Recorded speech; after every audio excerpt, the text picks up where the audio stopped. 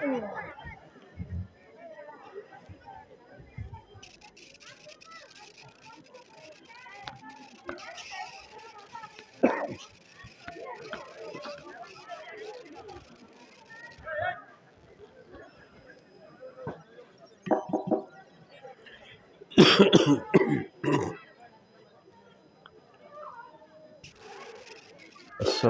عليكم ورحمة الله وبركاته. সকলে ভালো আছেন তো? আমার মনে হয় সকলেই উত্তর দেন নাই। সকল উত্তর দিলে এত ছোট আওয়াজ হয়, আর বড় আওয়াজ হওয়ার দরকার ছিল।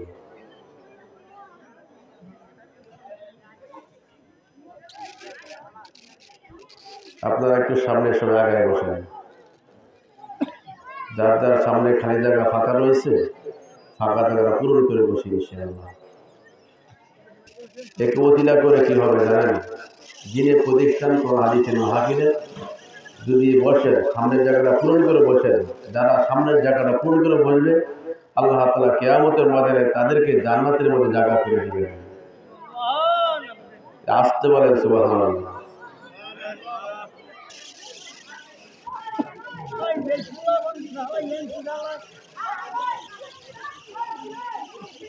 বাবুরে কেউ কথা না বলি।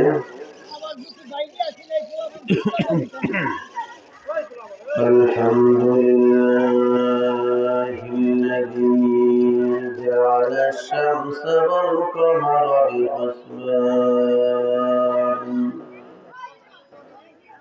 ওয়ান নাজমা ওয়াশ-শাজারা ইয়াসজুদান وفضل زمانا على زمان كما فضل مكانا على مكان وإنسانا على إنسان ونشهد أن لا إله إلا الله وحده لا شريك له لا ضد له ولا ند له ولا مثل له ولا مثيل له ونشهد أن لا إله إلا الله وحده لا شريك له ونشهد أن سيدنا ومولانا محمدا عبده ورسوله أرسله بالحق بشيرا ونذيرا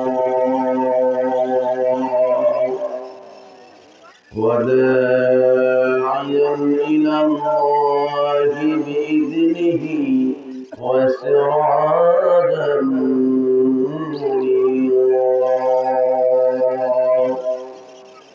أما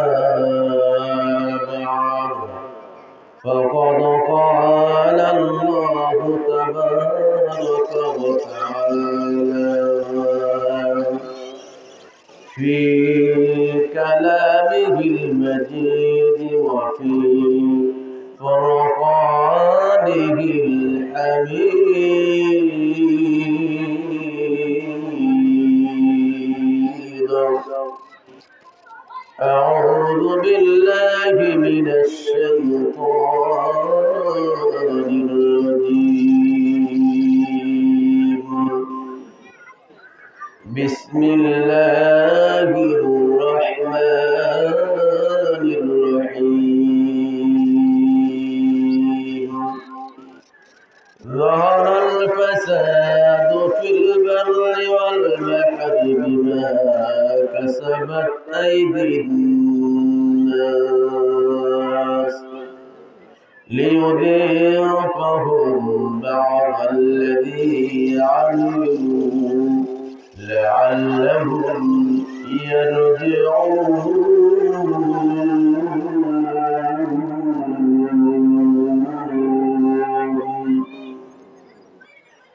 قال النبي صلى الله عليه وسلم حب الدنيا وكراهية الموت، أو كما قال عليه الصلاة والسلام. قال الله تبارك وتعالى إن الله وملائكته يصلون على النبي يا أيها الذين آمنوا صلوا عليه وسلموا تسليما। সকলে দুরূদ পড়তে হবে। পারবেন তো সবাই? সবাই বলতে পারবেন? দুরূদ ইব্রাহিম পড়তে পারেন? যেটা নামাজের মধ্যে পড়তে পারেন। আমরা সবাই তৈরি হয়ে যাই। দুরূদ পড়ার সময় আমি একটা নতুন তরিকা বাতলাই দিব। যদি এই তরিকায় দুরূদ পাঠ করেন, আমার মনে হয় কারো অন্তরটা নরম হয়ে পারবে না। আমরা এখন বর্তমানে কারি মোহাম্মদ মহিউদ্দিন সাহেবের বাড়িতে মাহফিলের ভিতরে বসা। আমরা সবাই এখানে আছি তো? সবাই আছে? এটা মনে রাখবেন, আমি এখানে বসে আছি, কিন্তু আমার সাথে একটা মন আছে। মন আছে না? এই মনটা হাজির করবো কোথায়?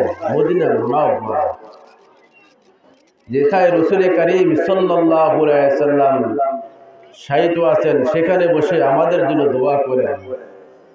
হায়াতুন নবী সাল্লাল্লাহু আলাইহি ওয়াসাল্লাম বলা হয়। রওজা আতহারের পাশে আমি আমার মনটাকে হাজির করে কেমন যেন আমি নবী করিম সাল্লাল্লাহু আলাইহি ওয়াসাল্লামকে শোনায় দুরূদ পড়তেছি। আমরা সবাই পড়তে পারবো? আমি এই নিয়তটা করব যে আমি কারি মোহাম্মদ মহিউদ্দিন সাহেবের বাড়ির মাহফিলে বসে আছি, আমার বডিটা এখানে, কিন্তু আমার মনটা নবী পাক সাল্লাল্লাহু আলাইহি ওয়াসাল্লাম রওজার পাশে হাজির করাইয়া শোনায় নবীকে শোনায় দুরূদ পড়তেছি। আমার মনে হয় এই দুরূদ যদি এই নিয়ত করে পড়েন, আমার মনে হয় কারণ অন্তরটা শক্ত থাকার কথা না। দেখি কার কার অন্তরটা নরম হয় আর কার কার চোখে পানি আসে, সেটাই দেখার বিষয় ইনশাআল্লাহ। আল্লাহ তাআলা তো দেখেন। আমরা সকলেই পড়ি আল্লাহুম্মা সাল্লি আলা মুহাম্মাদিন ওয়া আলা আলি মুহাম্মাদ কামা সাল্লাইতা আলা ইব্রাহিম ওয়া আলা আলি ইব্রাহিম إنك حميد مجيد اللهم بارك على محمد وعلى آل محمد كما باركت على إبراهيم وعلى آل إبراهيم إنك حميد مجيد سبحانك لا علم لنا إلا ما علمتنا إنك أنت العليم الحكيم.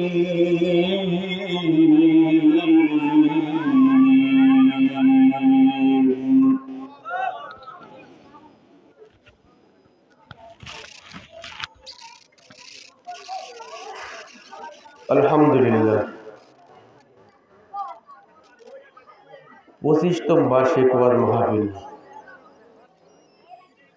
কারি মোহাম্মদ মহিউদ্দিন সাহেবের বাড়ির উদ্যোগে আজকের মাহফিলে আল্লাহ তাআলা অত্যন্ত মায়া করে, দয়া করে, মহব্বত করে, সিলেকশন করে, জান্নাতের আরামের ঘুম হারাম করে আল্লাহ তাআলা জান্নাতের বাগানের মধ্যে এসে বসার তৌফিক দান করেছেন। আনছেন কে? একটু আওয়াজ দিয়ে কথা বলেন। আসার তৌফিক দিয়েছেন কে? আমরা সকলে খুশি না বেজার? সবাই তো আওয়াজ দিচ্ছেন না মনে হয়, অনেকে মনে হয় বেজার আছেন। সবাই খুশি? বলেন তো, খুশি হলে কি বলতে হয়? আওয়াজটা বড় হয়ে গেল না? এতগুলো মানুষ আওয়াজ দিলে হয়তো কবরস্থানে শোনা যেত আওয়াজটা। কবরস্থান বেশি দূরে? বেশি দূরে না তো? আমরা সালাম দেব এরকম ভাবে, সুবহানাল্লাহ, আলহামদুলিল্লাহ, আল্লাহ পাক, এইভাবে পড়বো যেন কবরস্থান মতো আওয়াজটা পৌঁছায় যায়। এই আওয়াজের ওসিলায় যেন আল্লাহ পাক তাদেরকে মাফ করে জান্নাতুল ফেরদৌস নসিব করে দেয়। এত আস্তে বললে হয় না। সুবহানাল্লাহ পাওয়ারটা একটু বাড়াই দিন, আলহামদুলিল্লাহ একটু বাড়াই দিন, একটু বলিয়েন, বাড়ান না। মরে তো একদিন যাবেন, মরার আগে মরে যান না, কেমন হয় দেখেন। আল্লাহ তাআলার প্রতি আমরা শুকরিয়া জ্ঞাপন করে নিলাম। আলোচনা প্রারম্ভে আমি আলোচনার দৃষ্টিপাত করছি, এইখানে বাবু বাচ্চারা যারা কথাবার্তা বলতেছেন, আমার মনে হয় আপনারা এখানে কথাবার্তা বন্ধ করলে ভালো হয়। ভলেন্টিয়ার ভাইরা যারা আছেন তাদেরকে বন্ধ করে দেন, সামনে এসে বসার সুযোগ করে দেন। কেউ কথা বললেন না। আমাদের দেশে, আমাদের তো গ্রাম্য এলাকা, মা বোনরা মুরগি পালে না, আওয়াজ মুরগি পালে না। এই মাহফিল উদাহরণটা আমি দিচ্ছি। হয়তো এখানে বেশি ভালো শোনা যায় না, বেশি পুরস্কার ভাষা শোনা যায় বাড়িতে বসে বসে, হয়তো অন্য কোথাও বসে শোনা যায়। শোনেন, হাজার দিন শুনলে পরে আপনার কাজে লাগবে না। এখানে আসাটা কতটুকু জরুরি সেই বিষয়ে আমি আলোচনা করতেছি। মা বোনেরা মুরগি পালে, মুরগিতে ডিম দেয় না, ডিম পাড়া শেষ হলে কি হয়? হোমে বসে সাধনা করে। হোমে বসে কতদিন পর্যন্ত বসে? হোমে 21 দিন। এখন মুরগিতে সাধনা করতে বসলো, ডিম পাড়ে, কক করে বিবিসির সংবাদ শোনা যায়, এ মালিক, তুমি যে আমাকে 2 লোকমা খাওয়াইলা, আল্লাহর রাস্তায় তোমাকে একটা ডিম দিয়েছি, ঘরের মধ্যে দিয়ে দেখো আমি ডিম দিয়ে আসছি। এলান করে না? ডিম পাড়া শেষ হলো, এরপরে এলান বন্ধ হয়ে যায়। বন্ধ হয় কেন? সাধনা করার জন্য। আল্লাহ তাআলা আমাদেরকে দুনিয়ার জমিনে পাঠাইছেন সাধনা করার জন্য। সাধনা করবো কিসের জন্য? কি নিয়ে সাধনা করব? মুরগি তো তার ডিম নিয়ে সাধনা করে বাচ্চা দেওয়ার জন্য। আমরা সাধনা করবো আল্লাহকে পাওয়ার জন্য, আল্লাহর জান্নাতে যাওয়ার জন্য। এই সাধনার জন্য আল্লাহ পাক আমাকে দুনিয়াতে পাঠাইছেন। এমনি খেলাধুলার জন্য দুনিয়াতে পাঠান নাই, দুনিয়াতে পাঠাইছেন সাধনার জন্য। মা বোনরা মুরগি পালেন, মুরগি ডিম পাড়া শেষ, এবার মুরগিতে ডিম পাড়ে 15টা, 20টা, 10টা, 8টা এরকম ডিম পাড়ে, কিন্তু ডিমের ঢেবাকটা বেশি হয়ে গেছে। যেখানে ডিম পাড়তো, ডিম অনেক হয়ে গেছে। মুরগির পাখার নিচে, বুকের নিচে যেই কটা ডিম পড়ে বেশি, তা লাগে বেশি, ওই ডিমের থেকে বাচ্চা আসে। কিন্তু মুরগির সাথে ডিমের সাথে সম্পর্কই হয় নাই, তা দিতে পারে না, গরম করতে পারে নাই। বলেন তো, ওই ডিমগুলো কি বাচ্চা দিবে? বাচ্চা দিবে না। কেন বাচ্চা দিবে না? আপনি আপনাদের সুন্দর একটা উদাহরণ বোঝাচ্ছি। যেহেতু মুরগির সাথে ডিমের সাথে সম্পর্ক ছিল না, 21 দিন কেন, 21 বছর যদি বসে মুরগিতে সাধনা করে, ডিমের সাথে মুরগির সাথে সম্পর্ক হয় নাই, 21 বছর সাধনা করলেও এই ডিম থেকে একটা বাচ্চা ফুটে আসবে না। সব পচা বের হবে, নষ্ট বের হবে। আর মুরগির সাথে তাদের সম্পর্ক ছিল, 21 দিন যাইতে না যাইতে প্রত্যেকটা ডিম থেকে বাচ্চা দিয়ে যায়। তদরূপ মাহফিলের উদাহরণটা এরকম ভাবে আপনারা বোঝেন। যারা এখনো বাহিরে ঘোরাফেরা করতেছেন তাদেরকে দুইখানা আমি কদম ধরে আমি আপনাদের পা ধরে আমি দোয়া করতে চাইতেছি, আপনারা সবাই জান্নাতের বাগানের মধ্যে চলে আসেন। এখন জান্নাতের বাগান মুরগির সাথে জান্নাতের বাগানের সাথে সম্পর্কটা কি? মাইকের আওয়াজ যত যাইতেছে বাইরে থেকে ভালো স্পষ্ট শোনা যাইতেছে, ভালো শুনতেছেন বসে বসে, কিন্তু প্যান্ডেলের ভিতরে আসেন নাই। এই প্যান্ডেলের ভিতরে আসলে কি হয় জানেন? আল্লাহ প্যান্ডেল করা হয়েছে, মা বন্ধুর আমাদের জন্য প্যান্ডেলের ব্যবস্থা করা হয়েছে। এই প্যান্ডেলের ভিতরে বসলে আল্লাহ পালা রহমত নাজিল করেন, আমার আপনার উপরে রহমত নাজিল করতেছেন। বর্তমানে সাকির নাজিল করে আমার আপনার উপরে। যদি এইরকম ভাবে বাহির প্যান্ডেলে বাহিরে বসে যদি 21 বছর কেন 100 বছর যদি হায়াত দেয়, 100 বছর যদি বাহিরে বসে আলোচনা শোনেন, 1 ফোঁটা রহমতের ব্যবস্থা হবে, এটা চিন্তা ভাবনা করেন না। আর সাকিনা 1 ফোঁটা সাকির আপনার নাজিল হবে আপনার উপরে, এইটাও চিন্তা ভাবনা করেন না। 1 ফোঁটা 1 ইঞ্চিও আপনার রহমত সাকিরা নাজিল হবে না। কথা তো বুঝতে পারলাম? যারা বুঝছেন তারা আমার মনে হয় কথা বোঝার পরে মাহফিলাইতে বসে যাবেন ইনশাআল্লাহ। এই জন্য পর্দার মাহফিলের ভিতরে এসে বসা রহমত থাকে না জন্য। এর যত সময় আলোচনা চলবে তত সময় জান্নাতের বাগান। আমরা তো বসা কোথায়? জান্নাতের বাগান। কোথায় বসা? আওয়াজ দিয়ে বলেন। আমি আপনি সবাই তো গুনাহগার, গুনাহ তো জীবনে করছি। এমন কেউ বলতে পারে আমার জীবনে গুনাহ করে না। আপনি প্যান্ডেলের মধ্যে যখন প্রবেশ করলেন আপনার মাথায় গুনাহ, গুনাহ নিয়ে জান্নাতের মধ্যে আখিরাতে জান্নাতের মধ্যে যাবেন, গুনাহ নিয়ে যাওয়া যাবে? যাবেন না। একটা নেক আমার শর্ট পড়ে গেছে, এখন জান্নাতে যাইতে পারেন না। মাকে মহব্বত করেন, বাবাকে অনেক মহব্বত করেন, কিন্তু জান্নাতে যাওয়ার ইচ্ছা। মাকে ডাক দেন মা, বাবাকে ডাক দেবেন বাবাকে, বন্ধুদেরকে ডাক, স্ত্রীদেরকে ডাক দেবেন, ও মা বাবা 50 বছর পর্যন্ত তোমার খেদমত করলাম তোমার রাজি খুশি করার জন্য। 50 বছরে তোমার যা লেগে তাই আমি সন্তান ব্যবস্থা করে দিলাম। তুমি দুনিয়া থেকে চলে আসলা, তুমি জান্নাতি হয়ে গেলা। আমি তোমার সন্তানের খেদমত করার কারণে একটা নেকামলের জন্য সন্তান জান্নাতে যাইতে পারে না। ও মা, একটা যদি নেকামল আমাকে দান করতাম, মায়ের সঙ্গে সন্তানও জান্নাতের বাড়ি চলে যেত। একটা নেকামল দিবে না? মায় দিবেই না। কি বলেন দিবে না? একটা নেকাল পাবেন কেন? আল্লাহ রাব্বুল আলামিন ডাকতে বলেন, মা বলবে সুকন সুকন লিগাইয়ারা লাহু। আমার দুনিয়ার জমিনে বিবাহ শাদী হয় নাই, সন্তান আসবে কোন জায়গা থেকে, তুমি চলে যাও ভাইকে যাও, একটা নেকামলের কাজ হবে না। এটা আখিরাতের ময়দান। এখানে যদি একবার সুবহানাল্লাহ বলেন, একবার আল্লাহু আকবার বলেন, আলহামদুলিল্লাহ বলেন, তাহলে এক একটা বিনিময়, এক একটা হরফের বিনিময় এক একটা 10টা নেকি পাবেন। সুবহানাল্লাহর মধ্যে 9টা হরফ আছে। 9টা হরফ যদি আপনি একটা সুবহানাল্লাহ বলেন, 9টা হরফের সব আপনি পেয়ে গেলেন। সুবহানাল্লাহ বলেন তো কত পাইলেন? 90 নাকি? আবার বলেন তো সুবহানাল্লাহ, কত নাকি হইল? বাবা কয়টা সেকেন্ড সময় আমার আপনার হায়াতের মধ্যে কেটে গেল।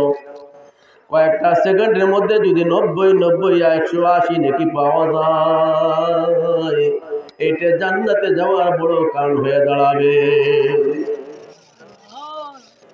অথচ জান্নাতে যাওয়ার জন্য একটা নেকামলের কারণে যাইতে পারবো না, যাইতে পারবো না। শুধু দুনিয়াতে নেকামলে কামানের জায়গা দুনিয়াতে। আল্লাহ পাক আমাদের সকলকে নেকামল বেশি বেশি করার তৌফিক দান করেন। সকলে বলে আমিন। আল্লাহ রাব্বুল আলামিন ডাকতে বলে, বান্দা একটু চিন্তা করে দেখো না, চোখটা একটু বন্ধ করো, দেখো না জীবনে কত গুনাহ আমি করলাম। এখন যদি চক্ষুটা বন্ধ করে দেখি রে বাবা, অটোমেটিক বোঝা যাবে আমার জীবনে কোন জায়গায় কোন গুনাহ করেছি, কোন জায়গায় জেনার গুনাহ করেছি, কোথায় সুদের গুনাহ করেছি, কোথায় ঘুষের গুনাহ করেছি, কত আমি চোখের দ্বারা কত গুনাহ করেছি, জবানের দ্বারা গুনাহ করেছি, হাত পায়ের দ্বারা গুনাহ করেছি। চক্ষু বন্ধ করে মনে পড়ে যাবে। কাজে এই মুহূর্তে আপনার এই গুনার দিকে তাকাইয়া আপনি অনুতপ্ত হন যে আল্লাহ পিছনে যত গুনাহ করেছি রে মালিক, আর জীবনে কোনো গুনাহ করব না। আল্লাহ মাফ করে দাও। আমি তোমার দরবারে দোয়া করলাম, আমি আর জীবনে কোনো গুনাহ করব না, আমার গুনাহগুলো মাফ করে দাও। আল্লাহ তাআলা ডাক দেন, বান্দা তুমি এক রহমানের দরবারে দোয়া করলা, রহমান কাউকে খালি হাতে ফিরাইয়া দেয় না। আরো আসতে বলেন সুবহানাল্লাহ। রহমানের নাম এত রহমান। আমি আপনি যদি মেলখানা খানা দোকান দেই, কর্মচারী রাখি না, কর্মচারী যদি কাজ ঠিকভাবে না করে,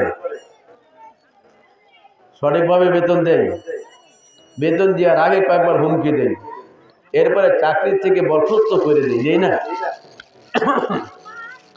পৃথিবীর জমিনে কেউ বলতে পারবেন আমি আল্লাহর নামাজ কত করি না, হজ করি, হজ ফরজ আছে হজ করি না, যাকাত ফরজ আছে যাকাত দেই না, মাহে রমজান রোজা রাখি না, আল্লাহ পাকের হুকুম মানি না, নবী সাল্লাল্লাহু আলাইহি ওয়াসাল্লামের সুন্নাত তরিকা মানি না, এমন একটা লোক, বলেন তো এমন একটা লোককে আল্লাহ পাক কয় বেলা না খাওয়াই রাখছে?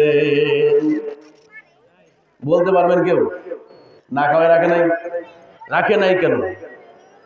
দয়ালু আল্লাহ আর রহমান, দয়াবান আল্লাহ পাক। আল্লাহ পাক দয়াবান, আল্লাহ পাকই আমাকে আপনাকে রাখছেন। যদি আমি আপনি গুনাহ করে জীবনে গুনাহ করলাম, যদি আল্লাহ পাকে ক্ষমা না চাই, আল্লাহ পাক তো 24 ঘন্টা ক্ষমা করার জন্য প্রস্তুত। বান্দা তোমারে খাওয়া দাওয়া শিখাইয়া বড় কইরা এত বড় করলাম, তুমি আমার দিকে একটু তাকাই বলো না? আল্লাহ তাআলা কখনো বিপদ আপদ দেন না। বিপদ আমার আপনার আমি আপনি ডাইকে নিয়েছি। আল্লাহ তাআলা যখন ছোটবেলা ছিলাম, আমরা যখন মায়ের গর্ভে তখন ছিলাম আমরা কোথায়? আল্লাহ তাআলা রব দেবেন, হাল আতা আলাল ইনসানি হিনুম মিনাদ দাহর লাম ইয়াকুন শাইআম মাযকুরা।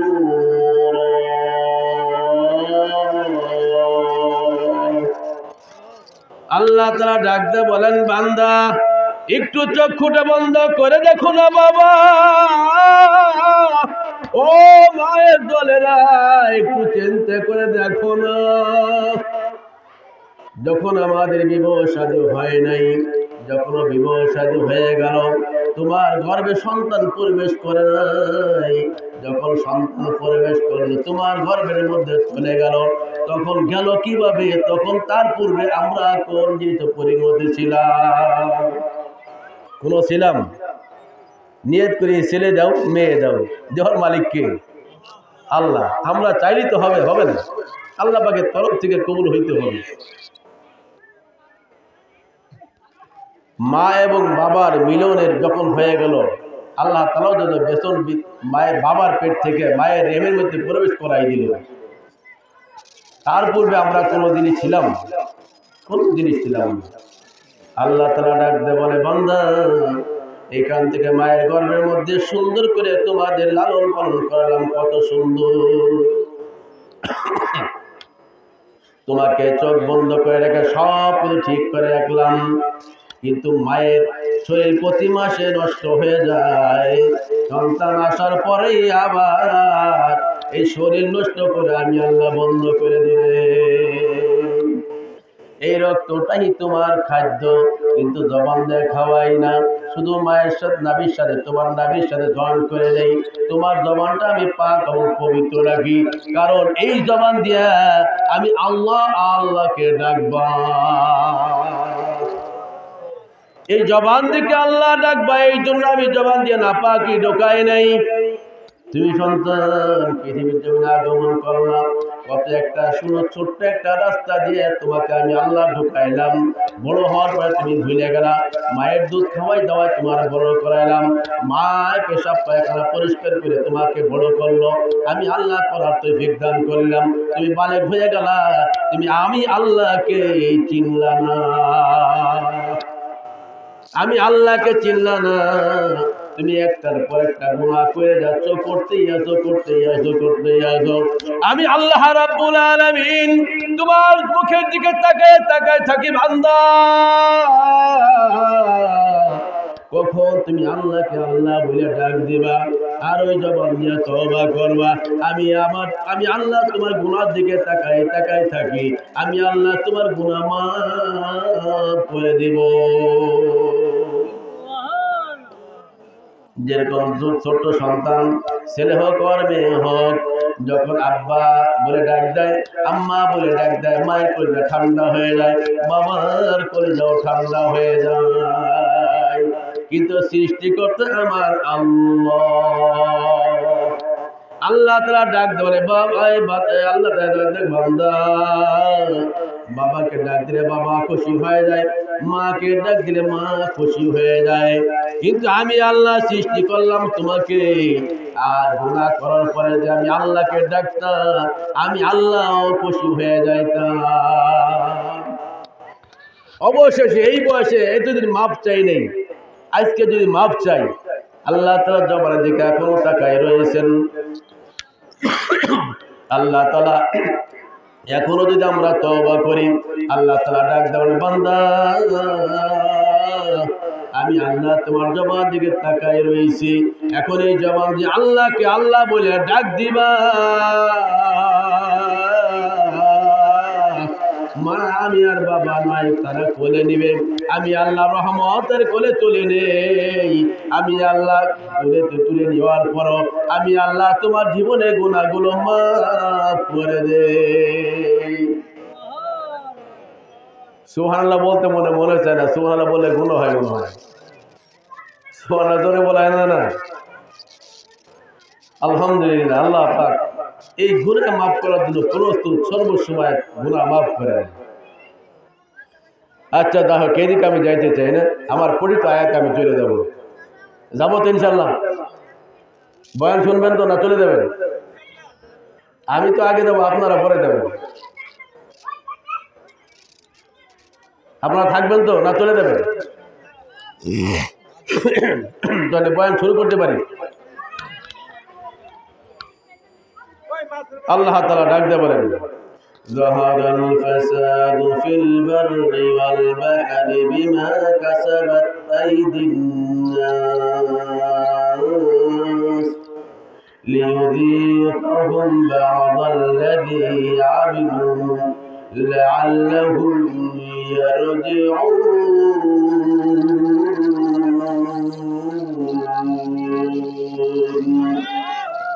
আল্লাহ রাব্বুল আলামিন ডাকতে বলে, আল্লাহ ডাকতে বলেন, এই তোমার বিপদ আপদ সব আসছে, যহরাল ফাসাদ ফিল বাররি ওয়াল বাহরি বিমা কাসাবাত আইদিন নাস, তোমাদের দুই হাতের কামাই আর কামাই। আমার বিবি অসুস্থ রে বাবা, আমার ছেলে মেয়ে অসুস্থ, কারণটা কি? আমি গুনাহ করছি জমিনে, আর গুনার ফল ফলাইছে আমার স্ত্রীর উপরে। আমি গুনাহ থেকে বাঁচতে পারি, আমি গুনাহ করি, সন্তান হয় অসুস্থ, এই গুনার কারণে হয়। অভাব হয় কেন? আমার গুনাহ করি, সংসারে অভাব অনটন দিয়ে রাখছেন। আমার চাকরি প্রমোশন হয় না কেন? আমি গুনাহ করি, চাকরি প্রমোশন কি হবে? এই একটা ঘটাই আমি, আর দোষ দেই মানুষের। আমি আগে ভালো হই, তারপর আরেকজনকে ভালো দাওয়াত দেই। আমি গুনাহ করবো না, আর একজনকে করতেও দেবো না, হয়তো ফয়সালা হয়ে গেল। আল্লাহ বলতেছেন, তোমার জলে এবং স্থলে যত পাপাচার করো, ফল ভোগ করতে হয় তোমাকেই। আল্লাহ রাব্বুল আলামিন ডাকতে বলেন, বান্দা বুঝো, আব্দুল্লাহ ইবনে হুযায়ফা রাদিয়াল্লাহু তাআলার নাম শুনেছেন। কত নবীকে মহব্বত করতেন, ভালোবাসতেন, নবীকে দেখলে থাকতে পারতেন না, সালাম কালাম করতেন, মুসাফাহা করতেন। আব্দুল্লাহ ইবনে হুযায়ফা রাদিয়াল্লাহু তাআলা আনহু ফজর নামাজ আনতে জমিনে কাজকর্ম সারার জন্য জমিনে চলে গেছেন। জমিনে যখন গেছেন, জমিনে কাজকর্ম শুরু করলেন, এদিকে নবী করিম সাল্লাল্লাহু আলাইহি ওয়াসাল্লাম রাস্তা দিয়ে যান। সাহাবারা দেখলে এবারে জমিনে থাকতে পারে না, দৌড়ে যায় সালাম করার জন্য। আব্দুল্লাহ ইবনে হুযায়ফা রাদিয়াল্লাহু তাআলা আনহু কাজ করতেছে, কাজ করা করে। আপনারা জমিনে কাজ করেন না? বেগুন গাছ লাগান, পেঁপে গাছ লাগান, আলু গাছ লাগান, লাউ গাছ লাগান, ধান লাগান, পাট লাগান। এগুলো করতে গেলে পরে আপনার হাতে ময়লা লাগে না? এই ময়লাটা কিসের ময়লা জানেন? ফজর নামাজ পড়ে বের হবেন, সুন্নত তরিকে চলবেন, আল্লাহর হুকুম মানবেন। এই কাজটা, এই ময়লাটাও, হাতের ময়লাটাও, এই ময়লাটাও আপনার দুনিয়ার ময়লা না। আব্দুল্লাহ ইবনে হুযায়ফা রাদিয়াল্লাহু তাআলা আনহু রাসূল কারীম সাল্লাল্লাহু আলাইহি ওয়াসাল্লাম দেখে দৌড়ে চলে আসলেন। দৌড়ে এসে সালাম দিয়েছেন। নবী করিম সাল্লাল্লাহু আলাইহি ওয়াসাল্লাম হাত ধরে পুরুষের দিকে হাত বাড়াই দিয়েছেন, পয়গম্বর হাত বাড়াইছেন। আব্দুল্লাহ ইবনে হুযায়ফা হাত গুলো গুটাই দিয়েছেন, মুসাফা করেন নি। এই আব্দুল্লাহ, ব্যাপারটা আমি তোমার মুসাফা করার জন্য হাত প্রসারিত করে দিলাম, তুমি তোমার হাত তুমি গুটাই নিলা। পয়গম্বর বিয়াদবি মাফ করবেন, আপনার হলো জান্নাতি হাত। জান্নাতের হাতে হাতে দুনিয়ার হাত আমি মিলে কি করবো? দুনিয়ার হাত মানে হজরত আমি তো দুনিয়ার কষ্ট করছি, দুনিয়ার ময়লা হাতের মধ্যে জড়াই আছেন, এই জন্য আমি দুনিয়ার ময়লা নিয়ে আপনার জান্নাতের হাতে হাতে মিলাইতেছি না। পয়গম্বর ডাকলেন, আব্দুল্লাহ, তুমি যদি আল্লাহর হুকুম মানো, নবী করিম সাল্লাল্লাহু আলাইহি ওয়াসাল্লামের সুন্নত তরিকে চলো, যখন দুনিয়ার কাজ করবা, দুনিয়ার ময়লা হাতের ময়লা লাগবে, এই হাতের ময়লারও জান্নাতের ময়লা হয়ে যাবে। এত আসতে বললেন সুবহানাল্লাহ। আল্লাহু আকবার, একটু আওয়াজ দেবেন, আল্লাহু আকবার, আল্লাহু আকবার। আব্দুল্লাহ ইবনে হুযায়ফা রাদিয়াল্লাহু তাআলা আনহু যখন সীমানা পাহারা দিতেছিলেন, শাম দেশের বাদশা বলল, সেনাবাহিনীরা তোমাদেরকে প্রশ্ন রাখলাম, প্রশ্নের উত্তর দাও। মুসলমানরা এক একটা রাষ্ট্র এক এক অংশ করে দখল করে নেয়, তোমরা কি বাধা দিতে পারো না? বাদশা নামদার, আমরা বাধা দেই, আমরা রাখতে পারি না। রাখতে পারো না কেন? তোমার দিয়ে কি হয়েছে?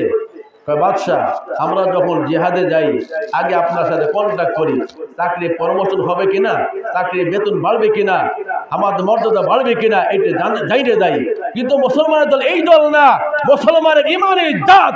মুসলমানেরা হুকুম রাসূল কারীম পয়গম্বর হুকুম দিবেন, ধাপায়া পড়বেন, দুনিয়াকে মহব্বত করে না, কোনো কিছু মহব্বত নাই, দুনিয়ার মহব্বত অন্তরের মধ্যে নাই, হিংসা নাই, বিদ্বেষ নাই। ইসলামকে জয় করার জন্য তারা ঝাঁপায় পড়ে শহীদ হয়ে যায়, আল্লাহর রাস্তে জান্নাতে চলে যায়। আমাদের মতো তারা না, আমরা তো অন্য জাতি, মুসলমান জাতি এরকম। এই সমস্ত কথা বলে শ্রবণ করে বাদশা বলল, তাহলে এক কাজ করো, যদি মুসলমানরা পাও ধরে নিয়ে আসে আমার কাছে আসবা, হাজির করবা, তাদেরকে হাত দিও না তুমি। পাহারা দিতে দিতে 17 সাহাবী ধরা পড়ে গেল শাম দেশের সেনাবাহিনী হাতে। 17 জনের বাহিনীকে নিয়ে গেল, বাদশার দরবারে নিয়ে হাজির করলো। তো বাদশার দরবারে নিয়ে সময় বাদশাহ যেখানে সিংহাসনে বসা, সেইটা আমার নিচে ছিল। হয়তো ওরা ঢুকবে, মাথা দিয়ে আগে ঢুকবে, তাহলে আমার আগে সিদ্ধ করা হবে। মুসলমানের জাত, এটা আমরা শিখে নেই। তো মুসলমানরা ঢুকছে আগে, আব্দুল্লাহ ইবনে হুযায়ফা আগে ঢুকছেন। আমি যখন ঢুকবো, যেভাবে ঢুকবো তোমরা সেভাবে ঢুকবা। তা আব্দুল্লাহ ইবনে হুযায়ফা আগে পাও ঢুকাইছে, তারপর মাথা ঢুকাইছে, প্রত্যেকটা সাহাবা এরকম ঢুকাইছে। বাদশাহ মনে করলো কাম সারা হয়ে গেছে, মুসলমানরা প্রথমে আমি পরাজয় হয়েছি, মুসলমানরা বিজয় হয়ে গেল। ভিতরে ঢোকার পরে বলল, যে তোমাদের 17 জনের তোমাদের নেতাকে ওই যে ছোট মানুষটা হুযায়ফা রাদিয়াল্লাহু তাআলা তুমি, হ্যাঁ আমি তোমার একটা প্রস্তাব দিই, তুমি ইসলাম ধর্ম ছেড়ে দাও, তাহলে তোমার যে 2টা পুরস্কার আছে। 1 নম্বর পুরস্কার হলো আমার একটা সুন্দরী রমণী আছে, এই সুন্দরী রমণীটা তোমাকে তোমার কাছে বিবাহ দিয়ে দিব, আর আমার রাজ্যের অর্ধেক তোমার নামে দিয়ে দিব। আর যদি আমি মারা যাই পুরোটাই পাই দেবা, তুমি ইসলাম ছেড়ে দাও। কালবুর রোম, এই কুত্তের বাচ্চা, রোমের কুকুর, কখনো মুসলমানদের ধোকা দিয়ে মুসলমানটা হারানো যায় না, ইমান হারানো যায় না। যেই অন্তরের মধ্যে প্রত্যেকটা পশমে পশমে রসুলের মহব্বত রয়েছে, প্রত্যেকটা পশমে পশমে আল্লাহর নাম রাখতেছে, এই শরীর থেকে মুসলমানটা হারানো যাবে না। আমরা তো মুসলমান জাত, আমরাও জাত। আব্দুল্লাহ ইবনে হুযায়ফা রাদিয়াল্লাহু তাআলা বললেন, অসম্ভব, এটা হবে না। এটা না হওয়ার কারণ মাথার মধ্যে এখন ঢুকে গেছে, কি করব। তার মন্ত্রী মিনিস্টার ডাকছেন, এখন কি করতে পারি, কি করা যায়। তাহলে বাদশাহ নামে একটা কাজ করা যায়, এদের মুসলমানদেরকে সরাইতে হয়, প্রথমে কমান্ডারে সরাইতে হবে, আব্দুল্লাহ ইবনে হুযায়ফাকে সরাইতে হবে, তাহলে বাকি 16 জন ছেড়ে দেবে। কারণটা কি? বাদশাহ নামদার এক কাজ করেন, একটা নির্জন একটা ঘর খুঁজেন, এই নির্জন একটা ঘরে আব্দুল্লাহ ইবনে হুযায়ফাকে ঢুকাই দেওয়ার পরে এরপরে সুন্দর এক ডুমলিকে টাকা পয়সা দিয়ে অলঙ্কার দিয়ে পরিহিত করাইয়া এরপরে ঢুকাই দেন। যদি সে আব্দুল্লাহকে মুসলমান বাদ দিয়ে কাফের বানাইতে পারে, ইহুদিরা খ্রিস্টান বানাইতে পারে, তাকে আর বড় একটা পুরস্কার দিব। তা আব্দুল্লাহ ইবনে হুযায়ফা ঢুকাই দেওয়ার পরে এই তো সুযোগ পাইছে। আমরা তো সুযোগ করি সব সময়, ঘরের মধ্যে কি কি আছে সব লোকানের জন্য সুবিধা পাই না। এখন তো ঘরের মধ্যে কেউ নাই, ঘরের মধ্যে যা আছে সব মুক্ত বান্ধে নিয়ে ভাগার চেষ্টা করি, কিন্তু সাহাবা একরাম তা করেন না। আব্দুল্লাহ ইবনে হুযায়ফা রাদিয়াল্লাহু তাআলা মনে মনে ভাবলেন, এই তো সুযোগ যায়, এই সুযোগের মালিক হাতছাড়া করা যাবে না। এই সুযোগে নামাজে দাঁড়ায় যায়, আল্লাহু আকবার বলে নামাজে দাঁড়ায় গেছে। এদিক দিয়ে বাদশাহ, সামদেশের বাদশাহ একজন সুন্দরী রমণী এলে সাদাই গোদায়া টাকা পয়সার লোভ দেখায়া কয়, বাদশাহ নামদার, কত মুসলমানকে আমি হিন্দু বানাই দিলাম, খ্রিস্টান বানাই দিলাম, আব্দুল্লাহ ইবনে হুযায়ফা আমাদের চুরির ব্যাপার কোনো ব্যাপারই না। চিন্তা করছেন কত বড় কথা, বিশাল কথা না, এটা বিরাট বড় কথা। আব্দুল্লাহ ইবনে হুযায়ফা রাদিয়াল্লাহু তাআলা যখন ঘরের মধ্যে ঢুকে গেলেন, মহিলা ঢুকলো, যাইয়া স্বর্ণ 2 হাতে 2টা বাড়ি দিল, বাড়ি দেওয়ার সঙ্গে ঝনঝন করে শব্দ শোনা যায়। আব্দুল্লাহ ইবনে হুযায়ফা নামাজে দাঁড়াইছেন, এমন কোন নামাজে দাঁড়ায় না, আমরা যেমন নামাজে দাঁড়াই ঘড়ির দিকে তাকায় থাকি না, ঘড়ির দিকে তাকায় থাকি, আমরা নামাজে দাঁড়াই, আর এক ভাই কি করলো তাও ফলো করি, কেমনে ঢুকু করলো তাও দেখি, কিন্তু আব্দুল্লাহ ইবনে হুযায়ফা একমাত্র মাওলার দিকে তাকায়। এই ঝনঝন করা শব্দ কানের মধ্যে ঢোকে না, সাউন্ড কমে যাচ্ছে, গলা মতো খারাপ হয়ে যাচ্ছে। আব্দুল্লাহ ইবনে হুযায়ফা যখন এইভাবে বাড়ি দিল, কোনো কাজ হইল না, দুধে একটা গোল্লা দিল, কোনো কাজ হয় না। শেষ পর্যন্ত ডাইন দিকে সালাম দিবে বসলো, সালামের পরে হয়তো আমরা আসসালামু আলাইকুম ওয়া রাহমাতুল্লাহ বললে আমার নজর তত দেখতে পাই, আমরা দেখি না। এত সময় তো দেখা হয় নাই, এখন 2 রাকাত নামাজ পড়লাম, নামাজের পরে সালাম দিয়ে যত দেখা যায় দেখে নেই, ভালো করে চোখে দেখে নেই, বাম দিকে ডাইন দিকে দেখে নেই, কিন্তু সাহাবারা তা ছিলেন।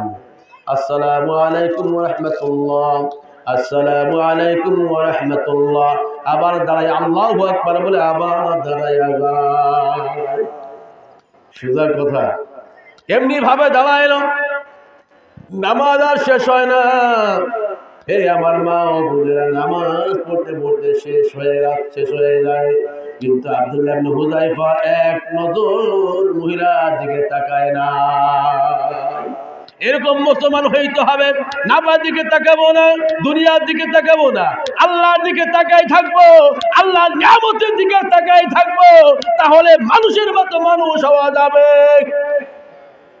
নচেত মানুষ হওয়া সম্ভব হবে না বর্তমান জামানায়। আব্দুল্লাহ ইবনে হুযায়ফা সকালবেলা হয়ে গেল, সকালে মহিলাটা যাইয়া বলল, নামাজটা নামাজ। আমার মনে হয় ওই যুবক মানুষ হইতে পারে না, আল্লাহর ফেরেশতা।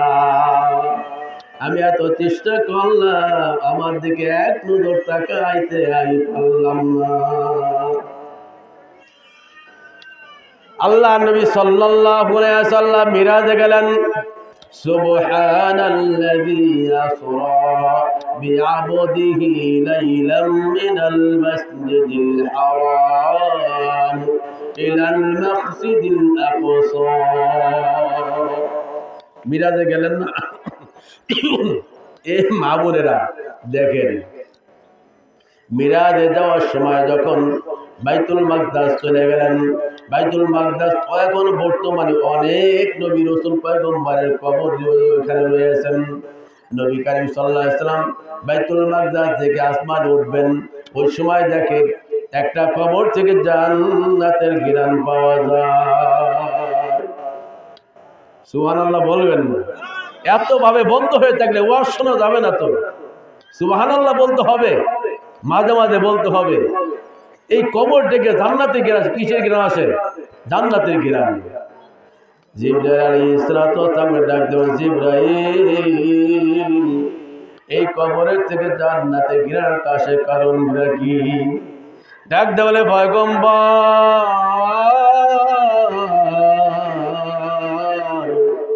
আপনার জানা নাই এই কবর থেকে জান্নাতি মানুষ কবরে শায়িত। একজন নয়, দুইজন, তিনজন মানুষ শোয়া। কয়জন মানুষ? তিনজন মানুষ শোয়া কবরে। এই কবরের জান্নাতের ঘিরানি পাওয়া যায়। এই তিনজনকে ফিরআউনের স্ত্রীর নাম ছিল কি? আসিয়া। আসিয়ার একজন খাদেমা ছিলেন। আসিয়ার মাঝে মাঝে মাথা আস্তায় চিরুনি দিয়ে মা বলে যারা চলে আশ্রয়, এই আশ্রয়তে হাতের দিকে আপনার